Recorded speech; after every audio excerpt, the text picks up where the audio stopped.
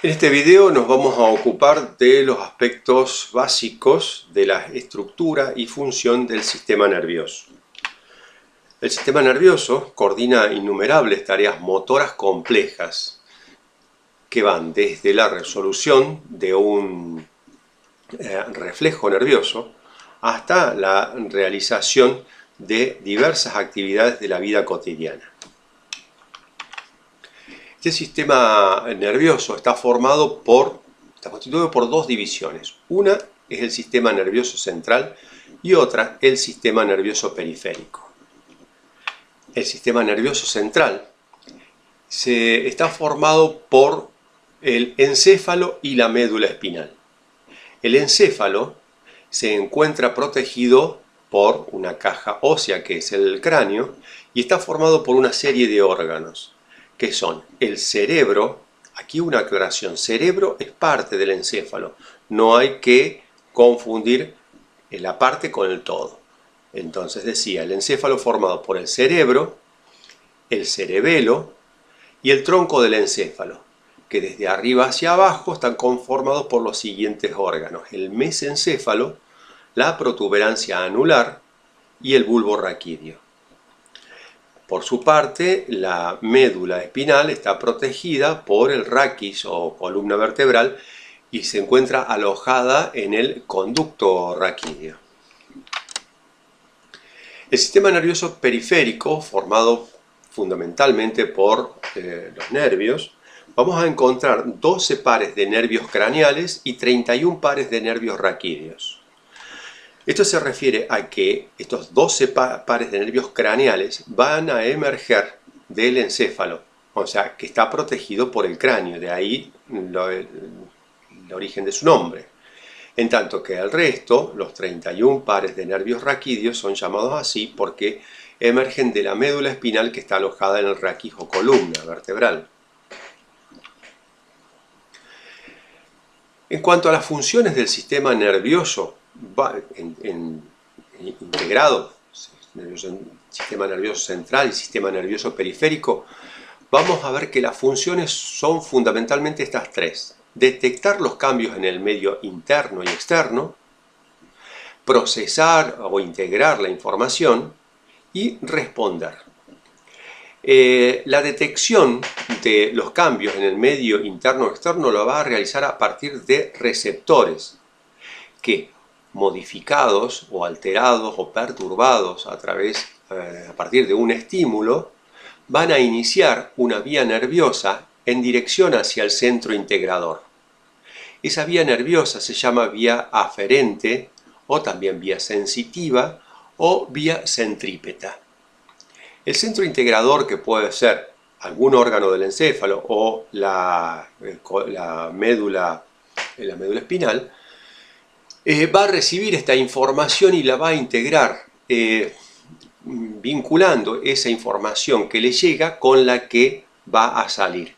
A eso se le llama proceso de integración nerviosa. Y va a salir esa información por una vía eferente, también llamada vía centrífuga porque sale del centro, o también se le llama vía motora. Va hacia un efector, que puede ser un músculo estriado o liso o una glándula. ¿Para qué? Para generar una respuesta. En el caso de que sea el efector, se trate de un músculo estriado, la respuesta va a ser movimiento voluntario. Si es un músculo liso, va a ser un movimiento involuntario, y si se trata de una glándula, la respuesta va a ser la secreción. Entonces, veamos algunos detalles de aquí. La vía aferente, entonces, es la vía, o sea, la vía de conducción que va desde un receptor nervioso hasta el centro integrador. Y la vía eferente es la vía que va desde el centro integrador hacia el efector. Vamos a tratar de entender este esquema que nos dice varias cosas. Aquí tenemos entonces la división de sistema nervioso central y sistema nervioso periférico. Vamos a analizar entonces los componentes sensitivos y los componentes motores. Los componentes sensitivos son todas las vías aferentes, sensitivas o centrípetas a las que hacíamos referencia recién. Y los componentes motores van a estar dados por estas vías eferentes, centrífugas o motores, que van desde el sistema nervioso periférico hacia el sistema nervioso central. El sistema nervioso central va a integrar la respuesta, va a analizar e integrar la respuesta y va a generar la respuesta motora a través de sus componentes motores. Analicemos primero los componentes sensitivos. Estos se van a originar por estímulos que en términos generales son modificaciones del medio interno o del medio externo. Un medio interno, como por ejemplo podría ser un cambio en la acidez del estómago o un espasmo del músculo gástrico, o del medio externo, como por ejemplo podría ser un cambio de temperatura o un cambio en la intensidad de la luz. Entonces, aquí estos cambios del medio interno medio externo resultarían ser los estímulos que van a modificar o van a perturbar a los distintos tipos de receptores, ya sea que se encuentren en las vísceras, en las articulaciones o músculos o en la superficie de la piel, para a partir de ahí iniciar esa vía sensitiva, centrípeta o aferente que va a llegar a este sistema nervioso central, que, como decíamos, va a analizar e integrar la información para generar entonces una respuesta motora. Veamos ahora qué pasa entonces con los componentes motores. Esos componentes motores van a generar acciones finalmente en sus efectores, que, como venimos diciendo, pueden ser de dos tipos diferentes. En el caso que la vía eferente se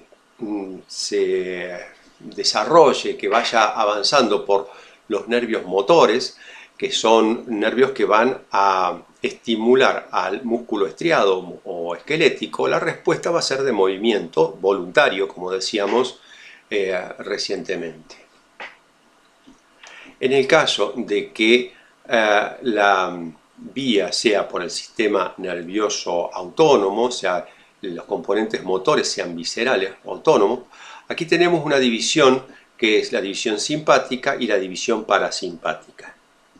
Esta división simpática, enseguida lo veremos, es la que va a mediar todas las situaciones de alarma del organismo y va a informar, va a llevar la información acerca de las respuestas que medien esa situación de alarma. Y la división parasimpática va a mediar el regreso a la calma. Los efectores van a ser músculo liso, como decíamos, puede ser el músculo gástrico, pueden ser los músculos pupilares, que de característica va a haber un movimiento pero involuntario. Puede ser el músculo cardíaco, que se va a registrar un aumento o una disminución de la frecuencia cardíaca de manera involuntaria, o pueden ser las glándulas dando una respuesta de secreción. Como decíamos, esta vía, la de los componentes motores, a partir de su división simpática, va a generar entonces respuesta en estos efectores.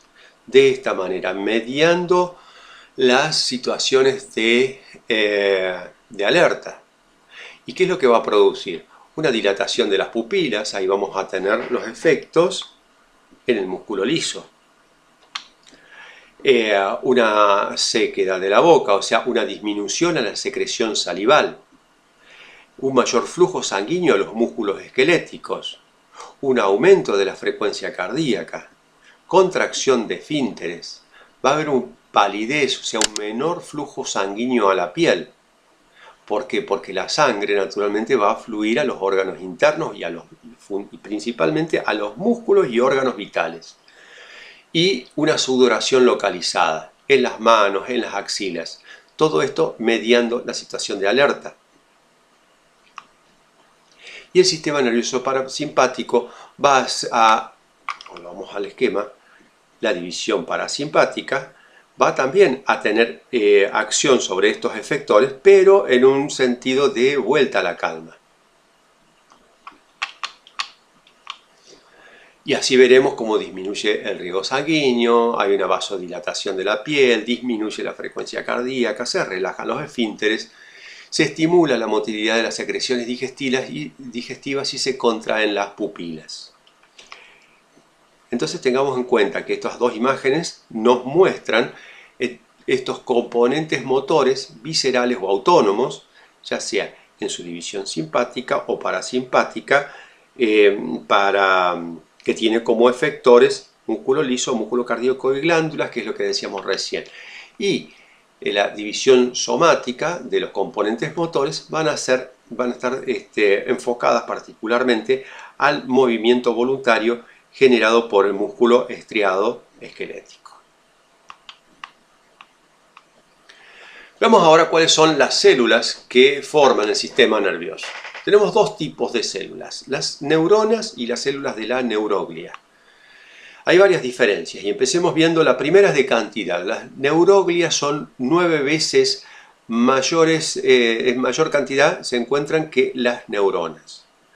Vemos otra diferencia, que las células de la neuroglia sí se reproducen y las neuronas no, aunque se pueden reparar si se conservan las condiciones necesarias. Cuando hay un cáncer del sistema nervioso, obviamente se va a producir a partir de las células de la neuroglia, debido a que estas neuronas no se reproducen. Y la característica funcional establece que las neuronas son células especializadas en la función de transmisión de estímulos eléctricos, en tanto que las células de la neuroglia se especializan en su sostén e inmunitaria. Veamos algunas células de la neuroglia y sus principales funciones. Tenemos las células satélites destinadas al soporte y al sostén. Las células de Schwann, que van a formar la vaina de mielina, como veremos a continuación. Los oligodendrocitos son células que van a unir, van a vincular a los nervios o a los axones de una célula con otra, de una neurona con otra. Los astrocitos, que van a sostener a los vasos sanguíneos que irrigan al sistema nervioso. Las células de la microglia, que tienen función inmunitaria a partir de la fagocitosis, y las células ependimarias, que van a recubrir los conductos líquidos del sistema nervioso central, sea los ventrículos y el conducto del epéndimo. Nosotros en este curso nos vamos a centrar particularmente en las células de Schwann, que son las que forman la vaina de mielina, y veamos de qué manera. Este es una imagen que representa el corte transversal de un axón, de una prolongación de una célula nerviosa, en la que podemos observar cómo una célula de Schwann se adosa a ese axón y empieza a crecer y a desarrollarse, envolviéndolo de una manera espiralada. Esa es la célula de Schwann. Pero ahora, recordemos cómo están formadas las membranas celulares. Y recordemos que las membranas celulares están constituidas por una doble capa de fosfolípidos. En ese proceso de envoltura que hace la célula de Schwann sobre el axón, se va apretando, va presionando y finalmente queda sin citoplasma. O sea, el citoplasma de la célula de Schwann se observa prácticamente en la última vuelta. El resto, al ser tan fuerte la compresión, no hay citoplasma, vale decir de que queda la mayor parte de esa vaina que se va a formar, que se llama vaina de mielina, va a estar formada fundamentalmente por fosfolípidos. Aquí podemos ver una imagen de la misma situación, pero en sentido longitudinal. A ver, aquí lo veíamos en un corte transversal, el axón y la célula de Schwann envolviendo a ese axón, formando la vaina de mielina. Y aquí vemos la misma situación, pero en un corte longitudinal. Donde veamos el axón aquí vemos una célula de Schwann, los distintos cortes, y aquí vemos otra célula de Schwann.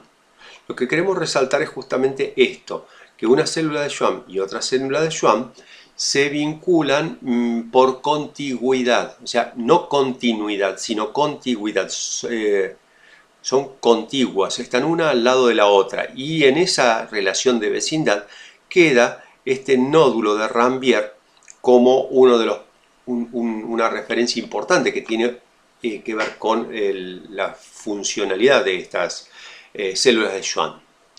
Aquí lo vemos, digamos, podemos observar el corte transversal y que pasa longitudinalmente. Entonces vemos el axón, vemos la célula de Schwann que va creciendo y va como envuelve en estas distintas vueltas que da en espiral hasta conformar la vaina de mielina. Aquí vemos entonces el núcleo de la célula de Schwann y vemos también la célula de Schwann ya envolviendo al axón y las estrangulaciones que son los nódulos de Rambier, que como decíamos en la imagen anterior corresponden a esa relación de contigüidad, de vecindad que tiene una célula de Schwann con otra. Esto es importante porque lo explicamos ahora en esta imagen. Esto es importante funcionalmente, decía, porque las células que tienen axones mielínicos van a formar la sustancia blanca en la conformación del sistema nervioso central. Van a formar la sustancia blanca. Y esa sustancia blanca tiene la característica de transmitir el impulso nervioso a una velocidad mayor que la sustancia gris. ¿Por qué? Porque la transmisión del impulso nervioso es saltatoria. Va de nódulo de Rambier en nódulo de Rambier. Es como que el impulso nervioso no fuera poro a poro avanzando por el axón, sino dando grandes saltos de nódulo de Rambier en nódulo de Rambier. Esto hace que la transmisión de este impulso nervioso sea mucho más rápida y que la sustancia blanca esté especializada en transmitir esos impulsos nerviosos a una velocidad mucho mayor. Veamos ahora cuáles son los componentes estructurales de una neurona.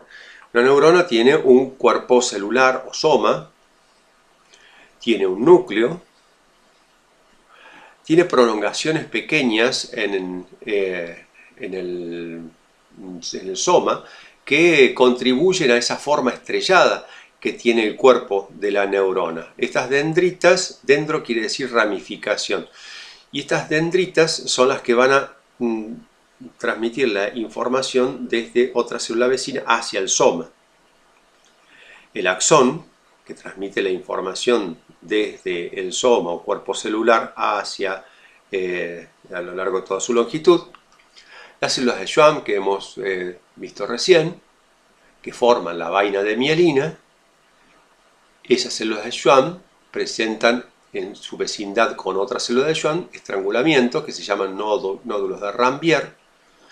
Y luego podemos observar la presencia de ramificaciones llamadas telodendrias. Tele quiere decir lejano y dendria ramificación. Recordemos, dendrita eran ramificaciones. Ahora, las telodendrias son las ramificaciones lejanas, que terminan cada una de ellas en una dilatación que se llama botón axónico. También otro de los elementos que encontramos en una neurona son los cuerpos de Nissl, que son también llamados sustancia tigroide y que están constituidos fundamentalmente por retículos endoplasmáticos rugosos. Cuando hablamos de retículos endoplasmáticos rugosos, nos damos cuenta de que están formados por ribosomas, y si hablamos de ribosomas ya tenemos la relación directa con la producción de proteínas celulares. Estas proteínas para ser utilizadas eventualmente en una reparación celular de ser necesaria. Y las neurofibrillas, que son parte del citoesqueleto, que contribuyen a mantener la forma y la estructura del soma neuronal. También en la prolongación de estas células observamos la presencia de ramificaciones laterales que se llaman colaterales axónicos. Finalmente, como decíamos, las telodendrias, o sea, las ramificaciones lejanas, y con esto completamos la estructura de la célula. Vamos a hablar ahora de las propiedades de la neurona. Las propiedades son tres y hacen que nos permiten entender por qué una neurona es tal y no es otro tipo de célula, porque tiene justamente estas propiedades. ¿Cuáles son? La excitabilidad, que es la capacidad de ser estimulada, la conductividad, que es la capacidad de propagar un estímulo eléctrico a lo largo de toda su membrana plasmática, la transmisibilidad, que es la capacidad de transferir un estímulo eléctrico a otra neurona o a un órgano efector. Como dijimos, puede ser músculo estriado, músculo liso o glándulas. La sinapsis es el lugar en donde se transmiten los impulsos nerviosos de una neurona a otra. Entonces, ¿qué es una sinapsis? Es un lugar donde un impulso nervioso pasa de una neurona a la otra. La actividad explica las acciones del cerebro, desde las más sencillas, como ordenarles a los músculos su contracción, hasta las más complejas, como las que originan y controlan nuestros pensamientos. Eso se debe a las sinapsis, a la posibilidad de que el estímulo nervioso pase de una neurona a otra. Tenemos dos tipos de sinapsis, una sinapsis química y una sinapsis eléctrica. En la sinapsis química lo que observamos, ya que es propia de los músculos estriados, tenemos el extremo ya de la telodendria que veníamos viendo recién. Vemos esta dilatación, que es el botón sináptico, en el cual encontramos vesículas sinápticas con la presencia de neurotransmisores. En el caso de los músculos estriados, el principal neurotransmisor es la acetilcolina. Entonces, ¿qué ocurre? Cuando viene el estímulo eléctrico a lo largo del axón, de la telodendria, ese estímulo eléctrico viene a lo largo de toda la membrana. Ese estímulo eléctrico cambia la polaridad de la membrana y al cambiar de la polaridad de la membrana atrae a esa vesícula. Recordemos que las polaridades opuestas se atraen y atrae a la vesícula hacia el borde de la membrana. La vesícula llega al borde, se abre, volcando hacia el espacio sináptico su contenido de neurotransmisor. El neurotransmisor atraviesa ese espacio sináptico, también llamado hendidura sináptica, y llega a los receptores del componente postsináptico, que puede ser otra neurona, en el caso de una sinapsis neuroneuronal, o puede ser un músculo, en el caso de una sinapsis neuromuscular.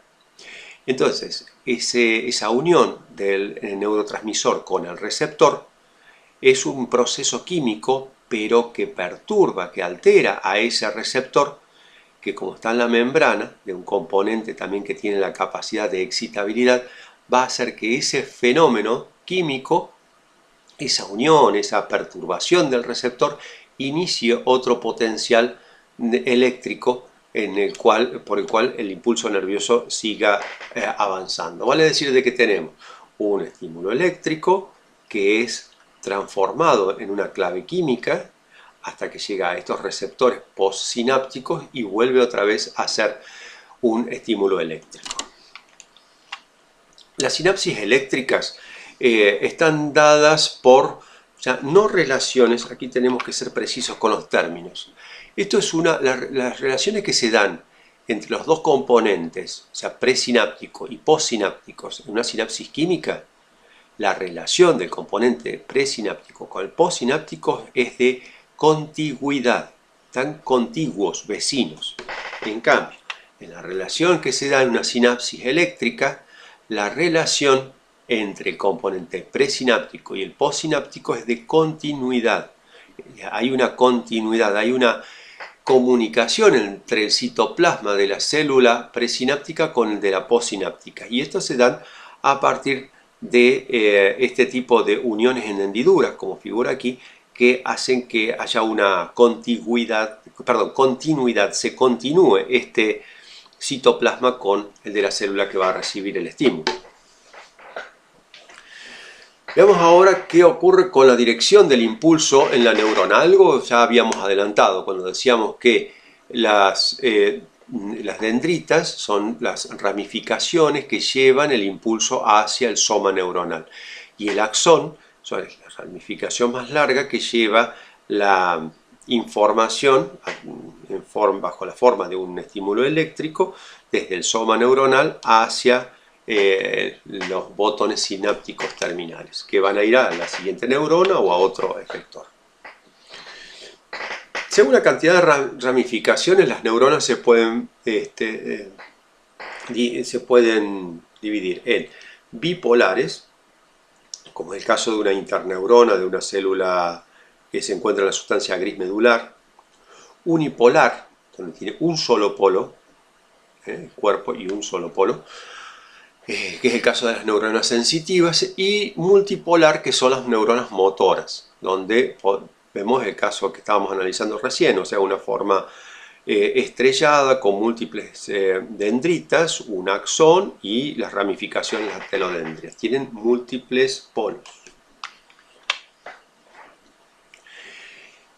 Para finalizar, vamos a analizar la estructura de un nervio, en donde vamos a poder ver que el nervio, un nervio, está constituido por múltiples fascículos nerviosos.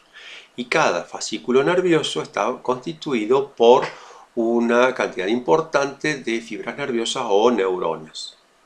Dicho a la inversa, un grupo de neuronas se